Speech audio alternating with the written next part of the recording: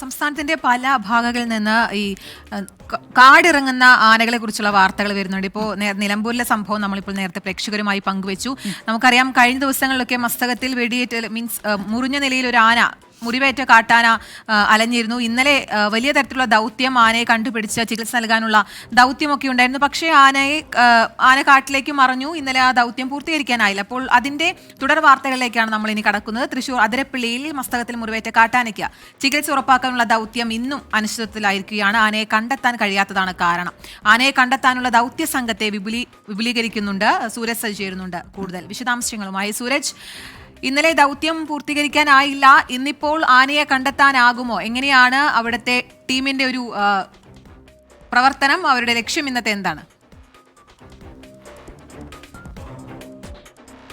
കീർത്തന, എനിക്ക് പിന്നിൽ കാണുന്ന ഈ കാട്ടുകൊമ്പനെ പോലെ നിരവധി കാട്ടുകൊമ്പന്മാരെ ഈ പ്ലാന്റേഷനിലും മറ്റും വനംവകുപ്പ് ഇന്ന് നടത്തിയ തിരച്ചിൽ കണ്ടു. പക്ഷേ ഈ പരുക്കേറ്റ ആനയെ മാത്രം ഇതുവരെയും കണ്ടെത്താൻ വനംവകുപ്പിന് സാധിച്ചിട്ടില്ല. ഇതാണ് ഈ ദൗത്യം പൂർത്തിയാക്കുന്നത് ഒരു അനിശ്ചിതത്വത്തിലേക്ക് നീളാൻ ഇടയാക്കുന്നത്. ഇന്നലെയാണ് ഈ ആനയ്ക്ക് ചികിത്സ നൽകുന്നതിന് ഡോക്ടർ അരുൺ സക്രിയുടെ നേതൃത്വത്തിലുള്ള പ്രത്യേക ദൗത്യ സംഘം അതിരപ്പള്ളിയിൽ എത്തുന്നതും പിന്നീട് ഈ ആനയെ ചികിത്സിക്കുന്നതിന് വേണ്ടി തുരുത്തിൽ നിന്ന് ഈ പ്ലാന്റേഷനിലേക്ക് മാറ്റാൻ ഒരു ശ്രമം നടത്തുന്നതും പടക്കം പൊട്ടിച്ച് ഈ ആനയെ മാറ്റാൻ ശ്രമിക്കുന്നതിനിടയിലാണ് ആന പരിഭ്രാന്തിപ്പെട്ട് ഈ വനത്തിലേക്ക് ഓടി മറയുന്നത്. പിന്നീട് ഇന്നലെ ഉച്ചയ്ക്ക് ശേഷം എല്ലാം തന്നെ വലിയ തിരച്ചിലായിരുന്നു. ഈ കാടിൻ്റെ വിവിധ ഭാഗങ്ങളിൽ തിരച്ചിൽ നടത്തി. ഇന്ന് അതിരാവിലെ തന്നെ വനംവകുപ്പിൻ്റെ വിവിധ സംഘങ്ങൾ പരിശോധന തുടങ്ങി. 8 മണിക്ക് ഡോക്ടർ അരുൺ സക്രിയുടെ നേതൃത്വത്തിലുള്ള പ്രത്യേക സംഘവും ഈ മേഖലയിൽ തിരച്ചിൽ നടത്തിയെങ്കിലും ഇതുവരെയും ആനയെ കണ്ടെത്താൻ സാധിച്ചിട്ടില്ല എന്നുള്ളതാണ് പറയുന്നത്. ഡ്രോൺ നിരീക്ഷണം അടക്കം ഈ മേഖലയിൽ നടത്തുകയും ചെയ്തു. പക്ഷേ അവിടെയെല്ലാം പല ആനകളെയും, അതായത് വനംവകുപ്പ് പറയുന്ന നിരവധി കൊമ്പന്മാരെ ഉൾപ്പെടെ കണ്ടു. പക്ഷേ ഈ ആനയെ മാത്രം ഇതുവരെയും കണ്ടെത്താൻ സാധിച്ചിട്ടില്ല എന്നുള്ളതാണ് വനംവകുപ്പ് പറയുന്നത്. അതുകൊണ്ട് തന്നെ ഇന്നത്തെ ഈ ദൗത്യം ഏകദേശം 4 മണിയോടുകൂടി അവസാനിപ്പിക്കും എന്നുള്ളതാണ് നമുക്ക് ലഭിച്ചിരിക്കുന്ന വിവരം.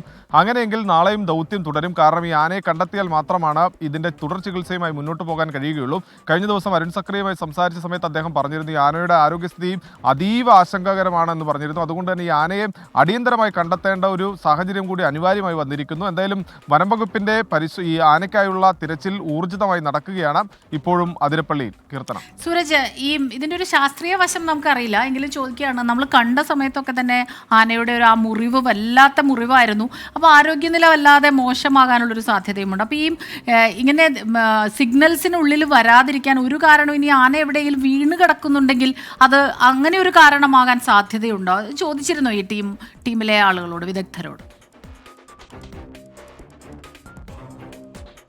സ്മിത സൂചിപ്പിച്ച ഒരു ആശങ്ക ഈ വന്യജീവി സംരക്ഷകരടക്കം ഉയർത്തുന്നുണ്ട്. കാരണം ഇന്നലെ ഈ പടക്കം പൊട്ടിച്ചതിന് തൊട്ടു പിന്നാലെ വലിയ രീതിയിൽ ഈ പരിഭ്രാന്തിപ്പെട്ടാണ് ഈ ആന ഓടി ഈ ഉൾക്കാട്ടിലേക്ക് മറയുന്നത്. ഏതെങ്കിലും അവശ്യ നിലയിൽ ആന കിടപ്പുണ്ടോ എന്നൊരു സംശയം ഈ ഘട്ടത്തിൽ രൂപപ്പെട്ടിട്ടുണ്ട്. അതുകൊണ്ട് തന്നെ ഈ ഡ്രോൺ നിരീക്ഷണം അടക്കം നടത്തിയത് അതിനുവേണ്ടിയാണ്. ഈ ഡ്രോൺ നിരീക്ഷണത്തിലൂടെ അങ്ങനെ അവശ്യ നിലയിലായി കിടക്കുന്നുണ്ടെങ്കിൽ ആനയെ കണ്ടെത്തുന്നതിനുള്ള ഒരു സാധ്യതയാണ് ഈ വനംവകുപ്പ് സംഘം പരിശോധിച്ചത്.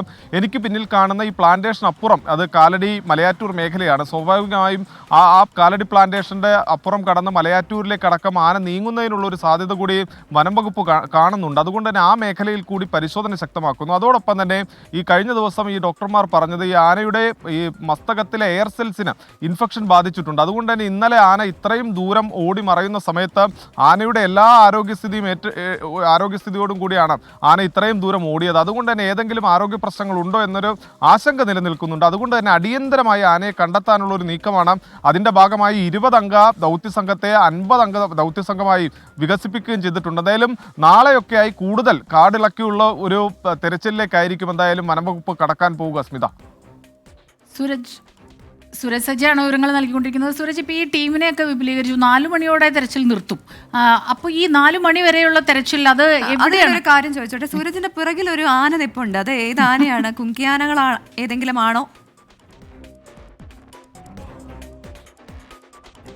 നമുക്ക് ആ ആനയുടെ ദൃശ്യത്തിലേക്ക് പോകാം എന്ന് തോന്നുന്നു. കാരണം അതിരപ്പള്ളിക്കാർക്ക് ഏറെ പ്രിയപ്പെട്ട മഞ്ഞക്കൊമ്പനെയാണ് കാണുന്നത്. ഈ അതിരപ്പള്ളിയിലെ ഈ പ്ലാന്റേഷൻ ഇറങ്ങിയെത്തുന്ന കാട്ടുകൊമ്പന്മാരാണ്. അതിൽ പ്രധാനിയാണ് ആ കാണുന്ന ആന. ഈ ആനയുടെ കൊമ്പിന് മഞ്ഞ നിറമുള്ളതാണ് ഈ മഞ്ഞക്കൊമ്പൻ എന്ന പേര് വീഴാൻ ഇടയാക്കിയത്. ഈ പല ആനകളും ഇറങ്ങി വരുമ്പോൾ അതിൻ്റെ കൊമ്പ് തന്നെയാണ് ആകർഷണം. പക്ഷേ ഈ മഞ്ഞക്കൊമ്പനെ സംബന്ധിച്ച് അവൻ്റെ കൊമ്പ് മഞ്ഞയായതുകൊണ്ട് ആളുകൾ ഇട്ട പേരാണ് മഞ്ഞക്കൊമ്പൻ. ചില സമയങ്ങളിലൊക്കെ ഇവിടെ ഇറങ്ങി കൃഷിനാശം ഈ മഞ്ഞക്കൊമ്പൻ വരുത്തിയതും ബസ് തടഞ്ഞതും ഒക്കെ നമ്മളും വാർത്ത റിപ്പോർട്ട് ചെയ്തിട്ടുണ്ട്. എന്തായാലും എന്തായാലും ഈ ആന ഇപ്പോൾ നിൽക്കുന്നത് ഈ പ്ലാന്റേഷൻ മേഖലയിലാണ്. ഈ ദൗത്യത്തെ സംബന്ധിച്ച് ഇത് 4 മണിക്ക് അവസാനിപ്പിക്കാൻ ഇടയാക്കുന്ന കാര്യമെന്ന് പറഞ്ഞാൽ സ്മിത, അത് ഈ 4 മണിക്ക് ശേഷം ഈ വനമേഖലയിൽ ഇരുട്ട് വീണു തുടങ്ങും. അതുകൊണ്ട് തന്നെ ഈ വെളിച്ചമില്ലാതെ ഈ വനത്തിനകത്ത് തുടരുന്നത് അസാധ്യമായതുകൊണ്ടാണ് ഈ 4 മണിക്ക് തന്നെ ദൗത്യം അവസാനിപ്പിക്കുന്നത്. പക്ഷേ ഈ രാത്രികാല പെട്രോളിംഗ് അടക്കം തുടരും.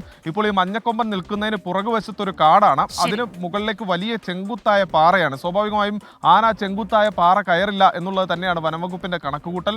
അങ്ങനെയെങ്കിൽ ഇപ്പോൾ ഈ മഞ്ഞക്കൊമ്പനൊക്കെ നിൽക്കുന്നത് പോലെ തന്നെ പല പ്ലാന്റേഷന്റെ മേഖലകളിൽ നിന്നും ഈ ആന ഇറങ്ങി റോഡിലേക്ക് വരാനുള്ള ഒരു സാധ്യതയുണ്ട്. അങ്ങനെ ആന വരികയാണെങ്കിൽ കാണുന്നതിന് വേണ്ടി സ്വാഭാവികമായും രാത്രി നിരീക്ഷണം അടക്കം ഏർപ്പെടുത്താനുള്ള ഒരു നീക്കത്തിലാണ് വനംവകുപ്പ് ഉള്ളത്. സ്മിത.